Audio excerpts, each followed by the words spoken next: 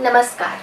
गीता में आत्म प्रबंधन के अंतर्गत आज हम मानसिक द्वंद्व पर प्रकाश डालेंगे। वे मानसिक द्वंद्व जो अर्जुन के मस्तिष्क में उत्पन्न हुए और वे द्वंद्व जो सामान्य व्यक्तियों के मस्तिष्क में उत्पन्न होते हैं और किस प्रकार अर्जुन के समक्ष उत्पन्न द्वंद्व, संदेह, अनिश्चय की स्थिति सामान्य मनुष्य के समक्ष उत्पन्न द्वंद्व, संदेह और अनिश्चय की स्थिति से उबरने में सहायक है। यह हम आज के इस वक्तव्य का यही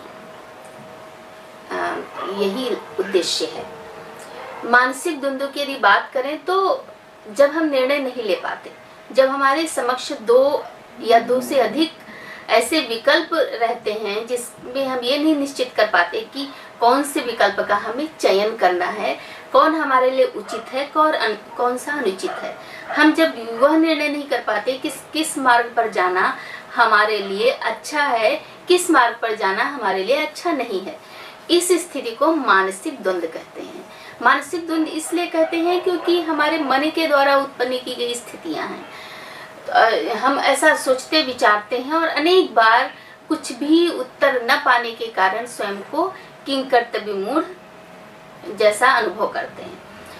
तो प्रश्न उठता है कि श्रीमद् भागवत गीता ऐसी स्थिति में किस प्रकार मार्ग प्रशस्त कर सकती है, किस प्रकार ऐसी स्थिति से निपटने में सहायक हो सकती है। तो उसके लिए सर्वप्रथम हमें देखना पड़ेगा कि श्रीमद् भागवत गीता जो वस्तुतः अर्जुन एवं श्री कृष्ण के मध्य परस्पर जो संवाद हुआ था वह है, जिसमें अर्जुन के मन का संशय संदेह दूर करने के लिए श्री कृष्ण ने अर्जुन को उपदेश दिया है। वस्तुतः वो उपदेश क्या है ये हमें समझना पड़ेगा।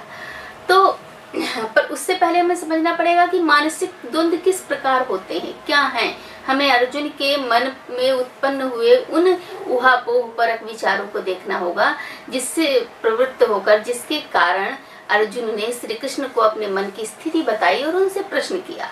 तो श्रीमद् भगवद गीता जब हम पढ़ते हैं तो देखते हैं कि उसका पहला ही श्लोक जो है, अर्थात गीता की जो प्रथम पंक्तियां हैं वह ही इस प्रकार हैं जिसमें कि एक द्वंद्व दिखाई पड़ता है, एक विरोध दिखाई पड़ता है। प्रथम जो श्लोक है गीता का वो क्या है? धर्म क्षेत्रे कुरुक्षेत्रे समवेता युत्सवा माम का पांडवाश्चैव किम कुर्वत संजय। यह धृतराष्ट्र के द्वारा संजय से किया गया प्रश्न है कि कुरुक्षेत्र जैसे धर्म क्षेत्र में जहाँ पर युद्ध के लिए मेरे पुत्र अर्थात जो धृतराष्ट्र के पुत्र कौरव हैं, जो उनके 100 पुत्र हैं और पांडु के 5 पुत्र इकट्ठा हुए हैं, वो युद्ध के लिए उत्सुक हैं। ऐसा नहीं है कि ऐसे ही वो वहां पर एकत्र हुए हैं, बहुत ही सोच विचार पूर्वक ये युद्ध होने जा रहा है। उस युद्ध में क्या हो रहा है यह प्रश्न करते हैं संजय से धृतराष्ट्र। तो यह प्रश्न जो है, यह प्रश्न ही एक भेद की स्थिति दिखाता है। यह प्रश्न ही वह पूर्व पीठिका है, यह प्रश्न ही वो बात है जिसके द्वारा महाभारत की स्थिति उत्पन्न हुई। क्योंकि इसमें धृतराष्ट्र जो कि उस समय कौरव जो राजवंश था उसके सम्राट थे, जो शासक थे, जो एक प्रधान व्यक्ति थे, उन्होंने यहाँ पर कहा है कि मेरे पुत्र माम का और पांडवाश्चैव, अपने भाई के पुत्र को पांडव कहा है।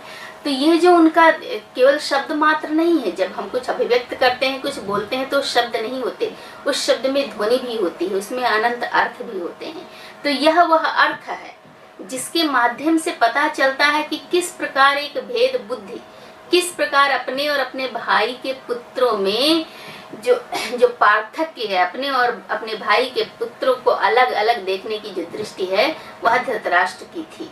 इसी दृष्टि के कारण महाभारत जैसे युद्ध का पूरा महाभारत जैसा युद्ध हुआ और उसका कारण धृतराष्ट्र की यही दृष्टि हुई। यदि यह दृष्टि धृतराष्ट्र की नहीं होती तो महाभारत युद्ध नहीं होता।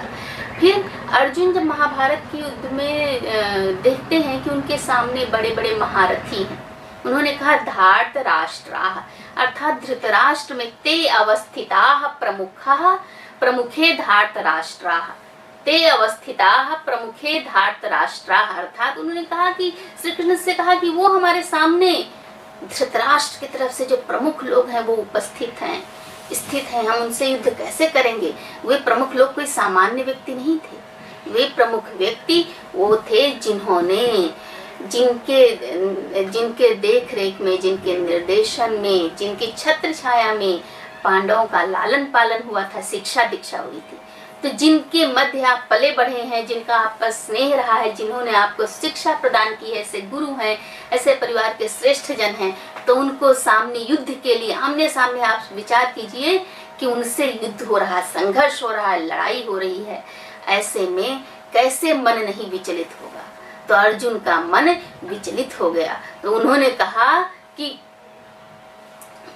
श्री कृष्ण से अर्जुन कहते हैं, अहो बत महत् पापम कर्तुम व्यवसिता वयम, अर्थात मैं कितना बड़ा पाप करने जा रहा हूँ। युद्ध क्षेत्र में जब अपने वरिष्ठ जनों को देखते हैं, अपने स्नेहिल जनों को देखते हैं, अपने आदरणीय जनों को देखते हैं, तो कहते हैं कि अहो बत महत् पापम कर्तुम व्यवसिता वयम, अर्थात मैं कितना बड़ा पाप करने के लिए उद्यत हूँ, कितना बड़ा पाप करने में जा रहा हूँ।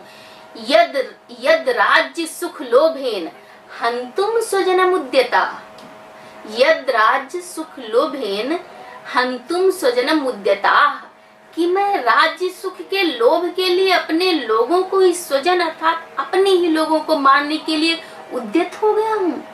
इस प्रकार कितना पीड़ा है इस प्रश्न में, कितना दुख और क्षोभ है इस प्रश्न में।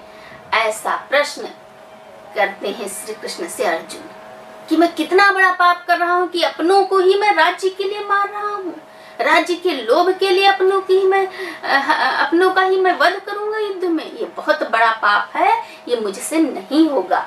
फिर कहते हैं कि क्या है इस युद्ध में, क्या होगा यदि मैं युद्ध करूंगा, यदि हम युद्ध करेंगे, कौरव और पांडव में परस्पर युद्ध होगा तो क्या होगा। यद वा जयेम यदि वा नो जयेयुः, या तो वे विजयी होंगे या हम विजयी होंगे, क्योंकि युद्ध का दो ही परिणाम होता है, एक पक्ष पराजित होता है और दूसरा पक्ष विजित होता है, और दोनों पक्षों के जन धन की हानि होती है। युद्ध कोई सामान्य बात नहीं होता, युद्ध बहुत बड़ी विभीषिका होती है। इस बात से अर्जुन परिचित थे और अपने ही स्नेही स्वजनों को अपने समक्ष युद्ध के लिए उद्यत देख करके और उनके समक्ष स्वयं को युद्ध के लिए प्रस्तुत होता हुआ देख करके उनका मन विचलित हो उठा था। तो उन्होंने कहा यद वा जयेम यदि वा नो जयेयुः, या तो वे विजयी होंगे या हम विजयी होंगे। उससे होगा क्या? उन्होंने कहा यानेव हत्वा न जिजीविषामः। देखिए अर्जुन का कितना बड़ा वचन है कि जिनको मार करके मैं जीवित रहने की इच्छा हमारी नहीं होगी। ते अवस्थिताः प्रमुखे धार्तराष्ट्राः, वे धृतराष्ट्र के पक्ष से प्रमुख व्यक्ति हमारे समक्ष युद्ध के लिए अवस्थित हैं, उपस्थित हैं। ऐसे में मैं क्या करूं? मैं बहुत बड़ा पाप करने जा रहा हूं। तो इस तरह एक सामान्य व्यक्ति के मन में भी बहुत बार शंका उत्पन्न होती है, संदेह उत्पन्न होता है, किंकर्तव्य विमूढ़ स्थिति उत्पन्न होती है कि क्या हम करें क्या ना करें, क्या करणीय है क्या न करने योग्य है, क्या उचित है क्या अनुचित है, किस मार्ग पर जाना धर्म है किस मार्ग पर न जाना धर्म है, क्या अधर्म है और क्या कर्तव्य अकर्तव्य है। ऐसा हर व्यक्ति के समक्ष जीवन के विभिन्न पड़ावों पर, विभिन्न सोपानों पर प्रश्न उपस्थित होता है।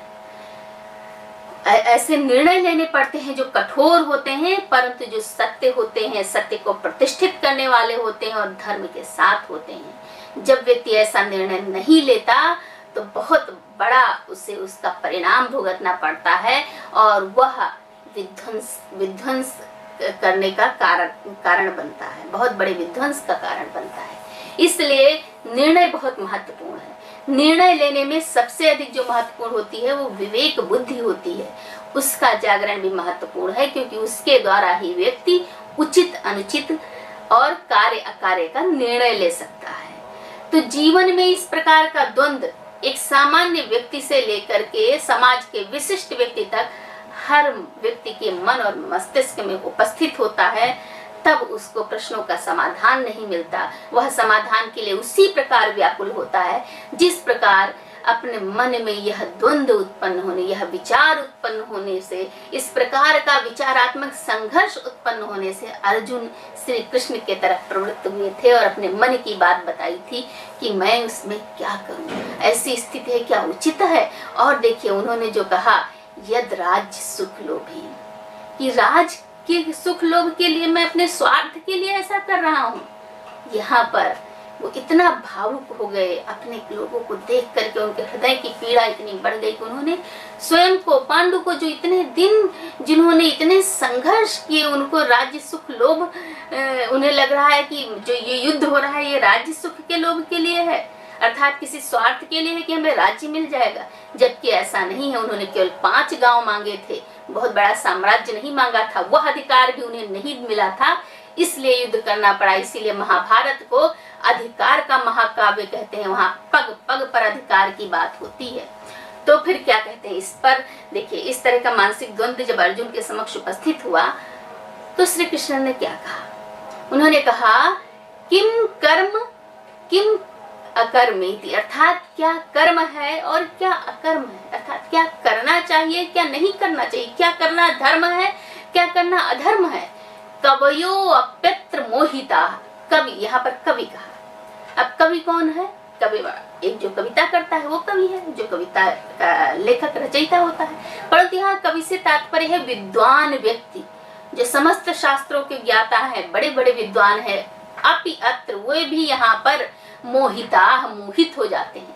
मोहित का अर्थ होता है किसी वस्तु के प्रति सामान्य अर्थ जो लोकमानस में आकर्षित होना, परंतु यहाँ मोहित का जो अर्थ है अर्थात दिग्भ्रमित हो जाना, अर्थात मन में संशय उत्पन्न हो जाना, अर्थात सही निर्णय न कर पाना, अर्थात कवयो अप्यत्र मोहिता, अर्थात कवि भी यहाँ पर भ्रमित हो जाते हैं, वो भी नहीं जान पाते क्या उचित है क्या अनुचित है। विद्वान भी नहीं जान पाते क्या कर्म है क्या अकर्म है, क्या धर्म है क्या अधर्म है, क्या नीति है क्या अनीति है, क्या सत्य है क्या असत्य है।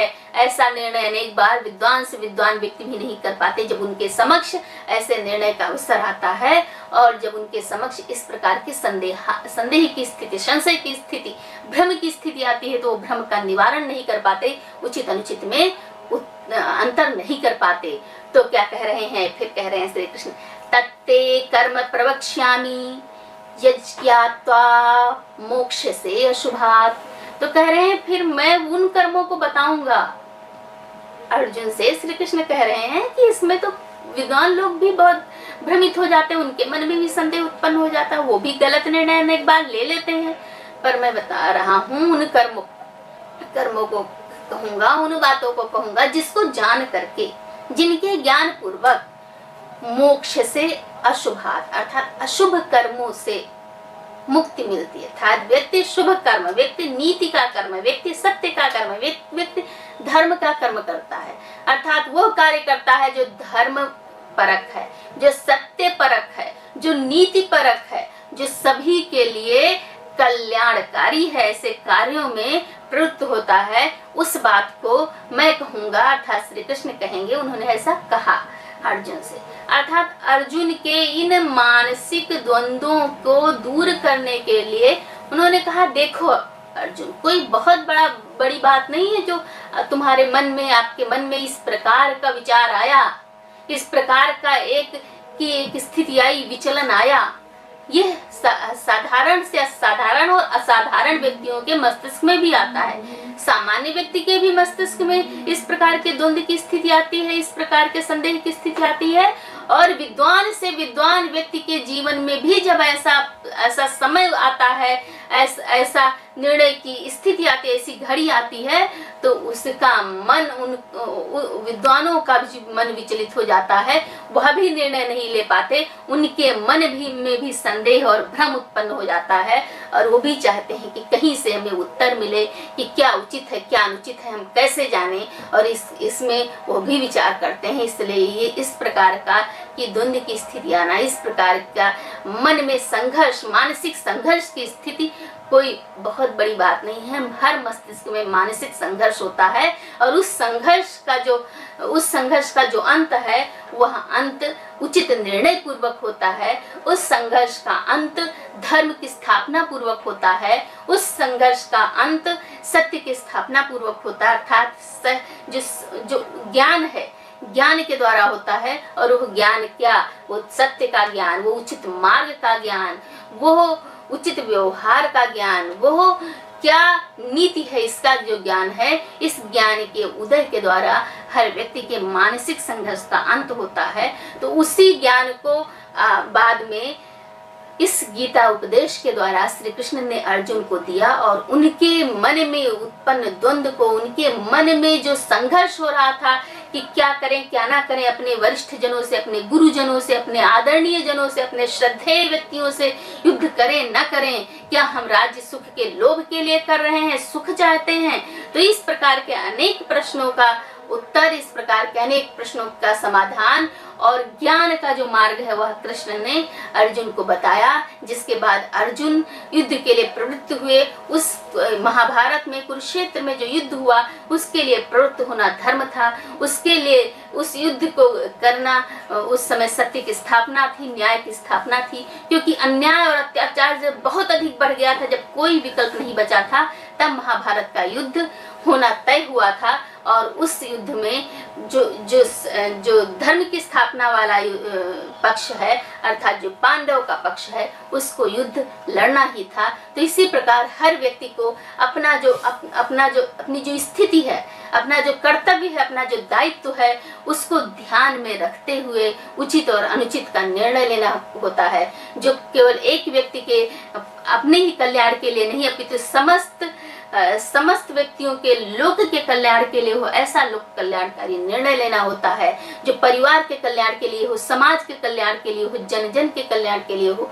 तो ऐसा निर्णय लेने में ज्ञान की बहुत अधिक आवश्यकता होती है, विवेक जागरण की आवश्यकता होती है। और उसी आवश्यकता को यह जो ग्रंथ है भगवद गीता, यह उसी आवश्यकता को पूर्ण करता है। इसके पारायण द्वारा, इसके अध्ययन द्वारा, इसके मनन और चिंतन द्वारा ऐसा मार्ग व्यक्ति को मिल सकता है कि वह विभिन्न चिंताओं से मुक्त होते हुए उचित निर्णय ले सके, उसमें वो साहस आ सके, उसमें वो आत्मविश्वास आ सके, उसमें वो ऊर्जा उत्साह आ सके, उसमें वो द्वितीय आ सके, जिसके द्वारा वो निर्णय ले सके जो उचित हो, जो धर्म का निर्णय हो, जो सत्य का निर्णय हो, जो सत्य की प्रतिष्ठा का निर्णय हो, जो न्याय हो, वो अन्याय को दूर कर सके, अधर्म का नाश कर सके। अब ये जो है गीता में आत्म प्रबंधन के अंतर्गत मानसिक द्वंद्व यही है। इन द्वंद्वों के शमन के लिए श्री कृष्ण ने उपदेश दिए हैं, जो अगली कड़ी है, वीडियो की श्रृंखला की अगली कड़ी में आपको बताया जाएगा। धन्यवाद, नमस्कार।